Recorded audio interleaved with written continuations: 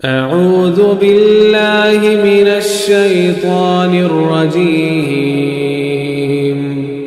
بسم الله الرحمن الرحيم.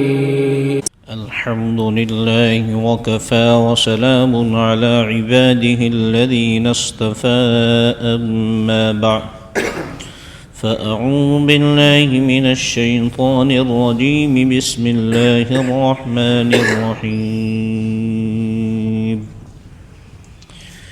يا أيها الذين آمنوا قوا أنفسكم وأهليكم نارا وقودها الناس والحجارة عليها ملائكة غلاظ شداد لا يعصون الله ما أمرهم ويفعلون ما يؤمرون صدق الله العظيم. درود شریف پڑھے مرتبہ اللہم صلی علی سیدنا محمد وعلى آل سيدنا محمد وبارك وسلم. محترم بزرگ اور دوستوں، بچوں کے حقوق ماں باپ پر کیا ہیں، یہ کسی بھی معاشرے کے بہتر ہونے کے لیے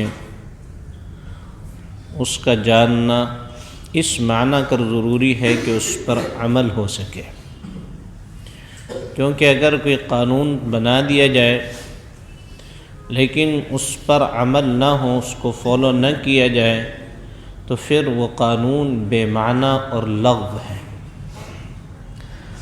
اور یہ ایک ایسا چیپٹر ہے، یہ ایک ایسا موضوع ہے کہ جب تک ہماری توجہات اس طرف نہیں ہوں گی اس وقت تک ہماری زندگیوں میں، ہمارے معاشرے میں، ہماری سوسائٹی میں چینجز نہیں آ سکتے، تبدیلیاں نہیں آ سکتی. اللہ رب العزت والجلال نے بیان فرمایا یا ایہا الذین آمنوا قوا انفسکم واہلیکم نارا، ایمان والو اپنے آپ کو اور اپنے اہل و عیال کو جہنم کی آگ سے بچاؤ. وقودها الناس والحجارہ، جس کا ایندھن انسان اور پتھر ہے.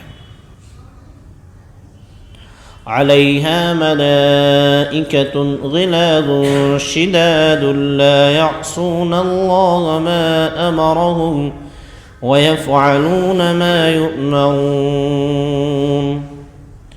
وہ جہنم جس پر ایسے سخت اور سخت دل، سخت ترین فرشتے اللہ نے معمور کیے ہیں کہ ان کے دل میں ذرہ برابر رحم، نرمی اور شفقت نہیں ہے. کسی کے رونے سے، کسی کے منت سماجت کرنے سے، کسی کے چیخنے اور چلانے سے، کسی کے گڑ گڑانے سے ان کے دل پر ذرہ برابر فرق اور احساس نہیں ہوتا. لا يعصون اللہ ما امرهم ويفعلون ما یؤمرون. وہ کرتے ہیں جس بات کا انہیں حکم دیا جاتا ہے. یعنی دنیا میں اگر کوئی آدمی کسی کے سامنے روئے، گڑ گڑائے، اس کے ہاتھ جوڑنے لگے، اس کے پیر پکڑنے لگے تو کہیں نہ کہیں ایک نرمی آدمی کے دل میں آ جاتی ہے. لیکن اللہ رب العزت والجلال فرماتا ہے کہ وہ فرشتے ایسے ہیں کہ نرمی کا ان سے کوئی تعلق اور رابطہ اور ضابطہ ہی نہیں ہے. وہ جانتے ہی نہیں ہیں کہ نرمی اور مہربانی اور شفقت ہے کیا چیز. کوئی سمپتی، کوئی ہمدردی ان کے اندر نہیں ہے. انسان کے لیے یہ لازمی ہے کہ وہ اپنے بچے کی تربیت سے پہلے اپنی زندگی کے رخ کو سیدھا کرے، کیونکہ جب تک انسان کی خود اپنی زندگی کا رخ سیدھا نہیں ہوگا اس وقت تک اولاد میں تبدیلیاں نہیں آ سکتی. جب باپ اور ماں خود بے دین ہوں اولاد دیندار نہیں ہو سکتی. یہ الگ بات ہے کہ اللہ ماشاءاللہ کسی کو اللہ تبارک و تعالی قبول کر لیں تو پھر بت بنانے والے کے گھر میں ابراہیم علیہ السلام کی پیدائش ہو جاتی ہے۔ لیکن ایسے جو چانسز ہیں، ایسے جو واقعات ہیں، ایسے جو کیسز ہیں، وہ بہت مشکل سے، بہت ریئر کیسز ہوتے ہیں اس طرح کے۔ لیکن اللہ کا ایک طریقہ ہے، اللہ کی ایک سنت ہے، اور اللہ کی سنت یہی ہے کہ جس چیز کے ساتھ تعلق ہوتا ہے اس میں وہی ٹرانسفارمیشن ہوتا ہے، وہی چیزیں آتی ہیں۔ اور ایسا بھی ہوتا ہے کہ اللہ تبارک و تعالی حضرت ابراہیم، حضرت لوط، حضرت نوح علیہ السلام کے گھر میں ایک بیٹا ایسا پیدا کر دیتے ہیں جو کفار کے ساتھ ملا ہوا ہے۔ لیکن یہ بہت ریئر کیسز ہوتے ہیں۔ تو انسان اگر یہ چاہتا ہے کہ اس کی اولاد اس کی فرما بردار بن جائے، انسان اگر یہ چاہتا ہے کہ اس کی اولاد اس کی خدمت گزار بن جائے، انسان یہ چاہتا ہے کہ اس کی اولاد اس کی وفادار بن جائے، تو اس کو اپنے گلے میں اللہ کی وفاداری اور اللہ کی فرما برداری کا تغمہ اور پٹا ڈالنا لازمی ہے۔ اور اگر یہ سب کچھ نہیں ہے تو پھر اس کے نقصانات انسان یقینی طور پر بھگتے گا۔ وَلَا يَحِيقُ الْمَكْرُ السَّيِّئُ إِلَّا بِأَهْلِهِ، جو مکاریاں، جو بدماشیاں، جو غلطیاں، جو غلط کاریاں تم دوسرے لوگوں کے ساتھ کرتے ہو، وہ سب پلٹ کر تمہارے اہل و عیال کی طرف واپس آ جاتی ہیں۔ مفتی مظفر حسین صاحب رحمۃ اللہ علیہ ایک بہت بڑے بزرگ گزرے ہیں، مظفر نظام مدرسہ مظاہر روم سہارنپور کے حضرت بڑے اساتذہ میں تھے۔ حضرت نے خود ایک واقعہ بیان کیا ہے کہ دو شوہر اور بیوی یہ چاہتے تھے کہ ان کا بچہ اچھا ہو، نیک طبیعت ہو، مزاج میں نیکی ہو، تقوی والی زندگی ہو، اور انہوں نے یہ ارادہ کیا کہ اب ہم کسی طرح کا کوئی گناہ نہیں کریں گے۔ جب کہ عورت کو امید ہو گئی، عورت حاملہ ہو گئی، بیوی پریگننٹ ہو گئی، اور دونوں بہت بچ کر بہت تقوی کے ساتھ زندگی گزارتے رہے، اور یہ اسی طرح چلتا رہا کہ بچے کی پیدائش ہوئی، اور بچہ جب تقریباً 4 سے 5 سال کا ہونے لگتا ہے یا 3 ساڑھے 3 سال کا بچہ، تو وہ باپ سے ضد کرنے لگتا ہے کہ مجھے آپ اپنے ساتھ لے کر چلیں۔ آپ نے دیکھا ہوگا کہ چھوٹے چھوٹے بچے جب آپ گھر سے نکلتے ہیں تو آپ کے پیچھے لگتے ہیں کہ ابو آپ مجھے لے کے چلیں۔ بعض مرتبہ یہ ہوتا ہے کہ آپ نماز کے لیے آتے ہیں تو وہ بچے آپ کے ساتھ نماز میں آنے کی ضد کرنے لگتے ہیں۔ بعض مرتبہ آپ بازار جاتے ہیں تو وہ بچے بازار جانے کی ضد کرنے لگتے ہیں۔ تو وہ بچہ اس طرح ضد کرتا ہے اپنے باپ کے ساتھ کہ آپ مجھے بازار لے کر چلیں۔ بہرحال باپ نے اس بچے کو اپنے ساتھ لیا اور بازار لے کر چلا، اور جب بازار میں پہنچا تو دیکھا کہ ایک ٹھیلی کے اوپر، ایک ریڑھی کے اوپر بیر بک رہے تھے، اور اس بچے نے یہ بیر اٹھایا اور اپنے منہ میں رکھ لیا۔ اب یہ بات ایک ایسے باپ کو جو نیکی اور تقوی کی زندگی گزار رہا ہو، اس کے لیے تو یہ بڑی سخت ترین بات ہے۔ ایسے باپوں کو کوئی مسئلہ نہیں ہے جو خود بھی جھوٹ بولتے ہیں، خود بھی فراڈ کرتے ہیں، خود بھی دھوکہ دیتے ہیں، وہ اپنی اولاد کو دھوکہ ہی سکھاتے ہیں اور پھر بعد میں ان کو بھی دھوکہ ملتا ہے۔ یاد رکھیں، جو آدمی آپ کے سامنے کسی کے ساتھ دھوکہ کر رہا ہے وہ آپ کے ساتھ بھی دھوکہ کرے گا۔ جو آدمی آپ کے سامنے جھوٹ بول رہا ہے وہ آپ کے ساتھ بھی جھوٹ بولے گا۔ جو آدمی آپ کے سامنے فراڈ کر رہا ہے وہ آپ کے ساتھ بھی فراڈ کرے گا۔ ایسا ہوتا ہے نہیں، بعض مرتبہ لوگ کہتے ہیں مول صاحب میں یہاں نہیں ہوں، ذرا آپ بتا دیجئے یا کہہ دیجئے بھائی میں آپ کی وجہ سے کیوں جھوٹ بولوں۔ یہ آدمی اگر آپ سے جھوٹ بلوا رہا ہے اور آپ کے سامنے جھوٹ بول رہا ہے تو آپ شیور ہو جائیے کہ 101% یہ آپ کے ساتھ بھی جھوٹ بولے گا۔ یہ دوسروں کے ساتھ فراڈ کر رہا ہے، آپ کے ساتھ بھی کرے گا، کیونکہ یہ اس کا مزاج ہے۔ جو آدمی آپ کے سامنے دوسروں کی غیبتیں کر رہا ہے، دوسروں کی عزتیں اچھال رہا ہے، آپ یہ نہ سوچیں کہ یہ دوسرے کی عزت اچھال رہا ہے، جب اس کو موقع ملے گا یہ آپ کی بھی عزت اچھالے گا، کیونکہ اس کا مزاج یہی ہے۔ خنزیر اس کا مزاج یہ ہے، وہ جہاں جائے گا پخانہ کھائے گا. شہد کی مکھی جہاں بیٹھے گی وہاں سے میٹھا چنے گی. یہ مزاج ہے انسان کا، اور انسان اپنے نیچر سے ہٹتا نہیں ہے. تو اس باپ کو بڑی تکلیف ہوئی کہ میرے بچے نے یہ کیا حرکت کی، اور اپنے بچے کو ڈانٹا اور اس کے منہ سے وہ نکال کر باہر پھینک دی. سیدنا ابو بکر صدیق رضی اللہ تعالیٰ عنہ کے یہاں ایک مرتبہ ایسا معاملہ ہوا، ان کے بیٹے نے ایک کھجور پڑی ہوئی کہیں سے کھا لی، اور وہ کھجور پتہ نہیں صدقے کی تھی یا کیسی تھی. آپ نے جب تک اپنے بیٹے سے الٹی نہیں کرا دی اس وقت تک آپ کو چین نہیں آیا. یا تو ماں باپ بچوں کو کہتے ہیں دھوکہ دو، فراڈ کرو، جھوٹ بولو، لوٹ کر کرو، کم نہیں تولے گا تو کام کیسے چلے گا؟ اللہ ہی کی پناہ ہے. اللہ تعالیٰ سب کو اپنی حفاظت میں رکھے. وہ باپ اس بچے کو لے کر گھر گیا اور جا کر کے اس کی ماں سے کہا کہ آج اس کے اس عمل سے مجھے بہت زیادہ دقت اور پریشانی ہوئی ہے، آخر مجھے یہ بتائیں کہ یہ بیماری اس بچے کے اندر کیسے پیدا ہوئی؟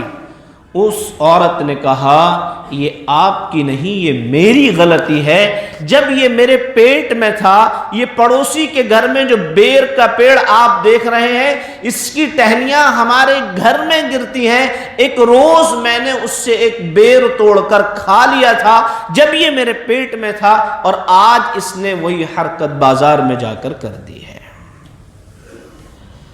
تو آپ سوچتے ہیں کہ بچوں کی تربیت یوں ہی ہو جائے گی جو آپ چاہیں کریں، اور آپ کے بچے ولی اور متقی اور پرہیزگار اور عبادت گزار اور اللہ سے براہ راست بات چیت کرنے والے بن جائیں؟ It's impossible. سوال ہی نہیں ہوتا ہے، کبھی اس کو قبول نہیں کیا جا سکتا. ایک صحاب نے ایک بچے کو پالا اپنے گھر میں. یہ تو میں نے اس بچے کی بات بتائی جو اپنے باپ کا بچہ ہے. اب ایک بچہ وہ ہے جس کو ایک آدمی نے پالا ہوا ہے. ایک سنار نے ایک بچے کو گود لیا، اس کو پالا پوسا بڑا کیا. ظاہر ہے کہ اس کی بیوی کے ساتھ اس بچے کو اس طرح محبت ہو گئی جس طرح ماں کے ساتھ محبت ہو جاتی ہے. سنار اپنی دکان پر بیٹھا تھا اور عورتیں ایک مرتبہ اس کے پاس آئیں اور انہوں نے چوڑیاں یا کنگن سونے کے بنوائے، اور سنار کے پاس جب لینے کے لیے پہنچی تو کہا یہ چوڑی یا یہ کنگن جو بھی ہے آپ ہمیں پہنا دیں. اس عورت نے وہ ہاتھ سنار کے ہاتھ میں دیا، اور سنار نے اس ہاتھ کو جب پکڑا تو شہوت تھی، اندر دل میں چور تھا، خواہش تھی، ناجائز نیت، حرام نیت کے ساتھ اس ہاتھ کو دبایا اور اس عورت کو وہ کنگن پہنا دیا. یہ عورت اپنے گھر چلی گئی. یہ سنار اپنے گھر شام کو پہنچا تو دیکھتا ہے کہ وہ بیوی بڑی تہجد گزار، بڑی عبادت گزار، بڑی نیک، بڑی پارسا، وہ بیوی رو رہی ہے، زارو قطار رو رہی ہے. اس سنار نے کہا کہ یہ کیا بات ہے، آج یہ کیا حرکت ہے، کیا ہو گیا؟ یہ اس قدر زارو قطار رو رہی ہے، رو رو کر اپنی آنکھیں سرخ کر لی ہیں. مجھے بتائیں تو صحیح کہ آخر دقت کیا ہے، پریشانی کیا ہے؟ اس عورت نے کہا کہ وہ بچہ جس کو ہم نے پالا ہوا ہے اپنے گھر میں، آج اس نے میرے ہاتھ کو اس طرح دبایا کہ مجھے اس کی نیت میں کھوٹ نظر آتا ہے. عورت کے اندر اللہ نے یہ صفت رکھی ہے، جب مرد اپنی بدلی ہوئی نظر سے عورت کو دیکھتا ہے نا، عورت فوراً پہچان جاتی ہے اس کا کریکٹر کیا ہے. ذرا سی بدلی ہوئی نظر سے آپ عورت کو دیکھیں گے، عورت فوراً پہچان جائے گی کہ یہ چاہتا کیا ہے، اس کے دل و دماغ میں کیا چل رہا ہے. تو اللہ تبارک و تعالی نے فرمایا وَلَا يَحِيقُ الْمَكْرُ السَّيِّئُ إِلَّا بِأَهْلِ. جو مکاریاں تم دوسروں کے ساتھ کرتے ہو نا، وہ تمہارے اہل و عیال کے ساتھ لوٹتی ہیں. اور یاد رکھیے جو دوسروں کی عورتوں کو للچائی ہوئی نظروں سے دیکھتے ہیں، ان کی عورتوں اور ان کے بچوں کو بھی للچائی ہوئی نظروں سے دیکھا جائے گا. اللہ کے نبی صلی اللہ علیہ وسلم سے صحابہ نے شکایت کی، اللہ کے نبی ہمیں اپنی بیویوں کے بارے میں ڈاؤٹس کریٹ ہوتے ہیں، شکوک و شبہات کریٹ ہوتے ہیں، آقا صلی اللہ علیہ وسلم نے فرمایا دوسروں کی عورتوں کے بارے میں امانت دار ہو جاؤ، یہ خود بخود بیماری دور ہو جائے گی۔ تو یہ جو دو واقعات ہیں میں یہ اس پس منظر میں بیان کر رہا ہوں کہ دیکھیں، ایک تو وہ ماں باپ ہیں جس کا تعلق اولاد سے ہے، وہ اثرات اولاد میں آ رہے ہیں، یہاں تک کہ اب آپ اندازہ لگائیں کہ وہ بچہ جس کو آپ نے صرف پالا ہوا ہے، لے پالک آپ کا بیٹا ہے یا بچہ ہے جس کو آپ نے لے کر پالا ہوا ہے، اس نحوست کے اثرات اس میں بھی تبدیل ہوتے ہیں۔ اور جب ماں باپ کی زندگی اچھی ہوتی ہے، جب ماں باپ نیکی اور تقوی پر زندگی گزارتے ہیں، تو پھر اولادیں پتہ ہے کس طرح پیدا ہوتی ہیں؟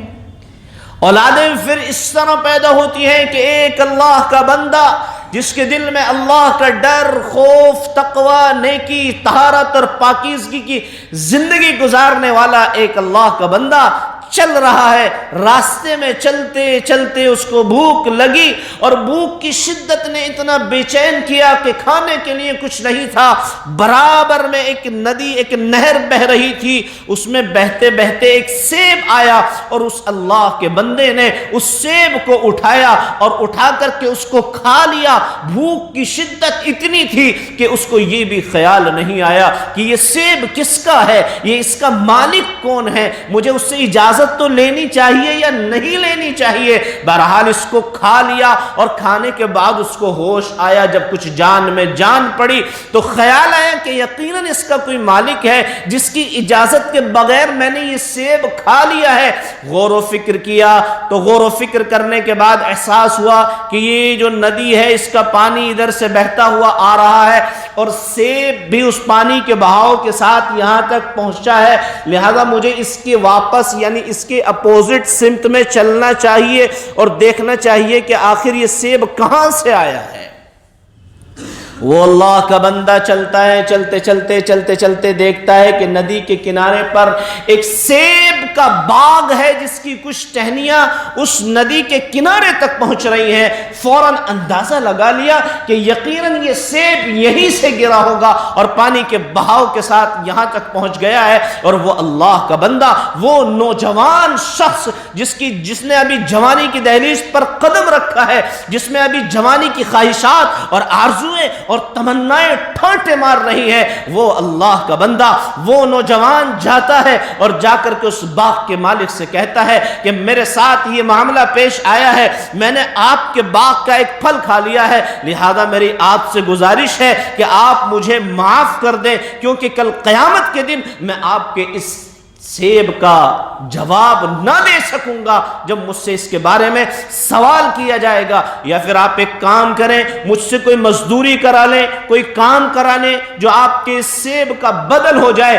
اس اللہ کے بندے نے دیکھا کہ اچھا یہ ایسا نوجوان ہے جس کی زندگی میں نیکی ہے، جس کی زندگی میں تقوی ہے، جس کی زندگی میں طہارت اور پاکیزگی ہے اور اللہ کے حکم کو توڑنے سے، اللہ کی نافرمانی سے ڈرتا ہے۔ اس بوڑھے شخص نے، اس باغ کے مالک نے کہا، ہاں میں تمہیں معاف تو نہیں کر سکتا لیکن میری ایک شرط ہے، اگر تم اس شرط کو پورا کر دو تو پھر یقیناً میں قیامت کے دن تم سے اس کے بارے میں سوال نہیں کروں گا۔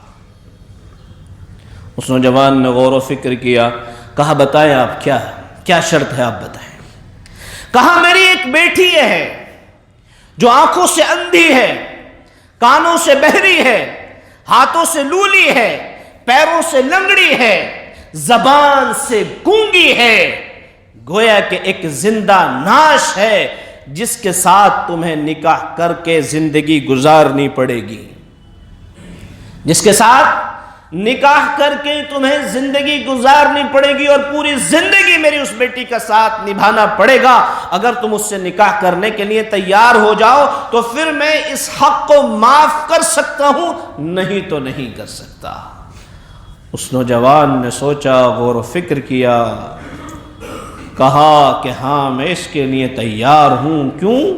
کیونکہ دنیا کی تکلیف آخرت کی ذلت اور رسوائی سے کہیں زیادہ چھوٹی ہے۔ یہاں تو میں برداشت کر جاؤں گا، کچھ پتہ نہیں کب تک اس کی زندگی ہوگی، کب تک میری زندگی ہوگی، میں برداشت کر جاؤں گا۔ لہذا باپ نے بیٹی کا نکاح پڑھایا، باپ نے بیٹی کا نکاح پڑھایا، اور وہ نوجوان رات کو عشاء کے بعد جب اپنی بیگم کے پاس پہنچا تو اس کی حیرت کی انتہا نہ رہی۔ لڑکی کو دیکھا تو ایسی جھیل جیسی آنکھیں، جب بولتی ہے تو ایسا لگتا ہے جیسے پھول جھڑ رہے ہوں، ایسی حسین اور ایسی خوبصورت، حافظہ ہے، عالمہ ہے، بولنے کا انداز ایسا ہے۔ وہ نوجوان دیکھ کر دیکھتا رہ گیا اور سوال کیا کیا تمہاری کوئی اور بھی بہن ہے؟ کہا نہیں میری کوئی بہن نہیں ہے، میں اپنے باپ کی اکلوتی بیٹی ہوں۔ کہا تمہارے لڑکی کے ساتھ اس نوجوان نے جو ہے رات گزاری، اور رات گزارنے کے بعد پھر یہ نوجوان خوش و خرم شادہ شادہ اس اپنے خسر کے پاس، اس باغ کے مالی کے پاس پہنچا اور کہا آپ مجھے بتائیں آپ نے جو تمام تر چیزیں، جو تمام خصوصیات اپنی بچی کے بارے میں بتلائی تھی وہ تو اس کے بالکل برخلاف ہے۔ کہا کہ ہاں میں نے جو باتیں اپنی بیٹی کے بارے میں بتائی تھی وہ یقیناً سچ ہیں، میری بیٹی آنکھوں سے نابینا ہے، اس طرح کہ جس دن سے وہ بالغ ہوئی ہے آج تک اس نے کسی غیر مرد کو نہیں دیکھا ہے۔ میری بیٹی جس دن سے بالغ ہوئی ہے آج تک اس نے کانوں سے کسی کی برائی نہیں سنی ہے۔ میری بیٹی جس دن سے بالغ ہوئی ہے آج تک اس نے زبان سے کسی کے بارے میں برا نہیں کہا ہے۔ میری بیٹی جس دن سے بالغ ہوئی ہے آج تک اس نے کسی غیر مرد کو چھوا نہیں ہے۔ میری بیٹی جس دن سے بالغ ہوئی ہے آج تک میری اجازت کے بغیر اس نے قدم گھر سے باہر نہیں نکالا ہے۔ میری بیٹی اس طرح لنگڑی بھی ہے، لولی بھی ہے، بہری بھی ہے، اندھی بھی ہے اور گونگی بھی ہے۔ اللہ اکبر۔ اور اس نوجوان کو اللہ نے ایسی خوبصورت بیوی عطا کی، اور اس کے بعد خسر نے وہ سارا باغ اس داماد کو دے دیا۔ کیوں؟ کیونکہ اس کی نیکی اور تقوی پر اللہ نے اس ایک سیب کی قیمت کے ادا کرنے پر سیب کے باغ کا مالک بنا دیا۔ اور اس کے بعد اللہ رب العزت والجلال نے ایک بیٹا دیا جس بیٹے کو ساری دنیا امام اعظم امام ابو حنیفہ علیہ الرحمہ کے نام سے جانتی ہے، اور انہوں نے اپنے اس بیٹے کا نام نعمان رکھا۔ نعمان بن ثابت بن نعمان ہے، اور اس بیٹے کا حال یہ ہے کہ جب وہ بیٹا پڑھ لکھ کر جوان ہو گیا اور وہ اپنے وقت کا زبردست امام بن گیا تو پھر ماں چونکہ عالمہ ہے، حافظہ ہے، اور اس کو جب کوئی مسئلہ معلوم کرنا ہوتا تو اپنے بیٹے سے کہتی کہ مجھے فلاں عالم جو عمر میں بہت زیادہ ہیں ان کے پاس لے کر کے چلو کیونکہ وہ تم سے زیادہ علم رکھتے ہیں۔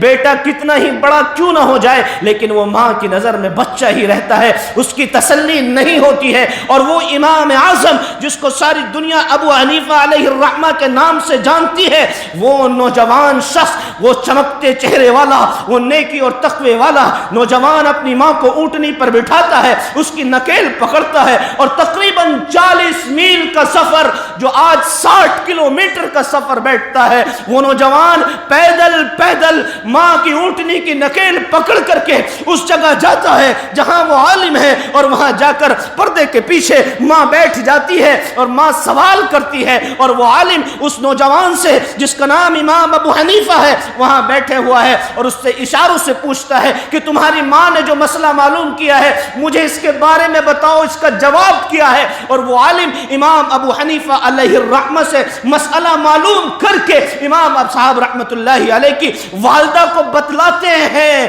لیکن امام صاحب علیہ الرحمہ نے کبھی یوں نہیں کہا اے میری ماں جس کے پاس تو مسئلہ معلوم کرنے جاتی ہے وہ خود مجھ سے مسئلہ پوچھ کر بتاتے ہیں، تو مجھ سے ہی معلوم کر لے، کیوں مجھے 40 میل ادھر سے چلاتی ہے، 40 میل ادھر سے مجھے پیدل چلاتی ہے؟ کیوں؟ کیونکہ بیٹے کو پتا تھا کہ ماں کی تسلی کے لیے اگر 1000 میل بھی چلا جائے تو یہ قیمت بھی کم ہوتی ہے۔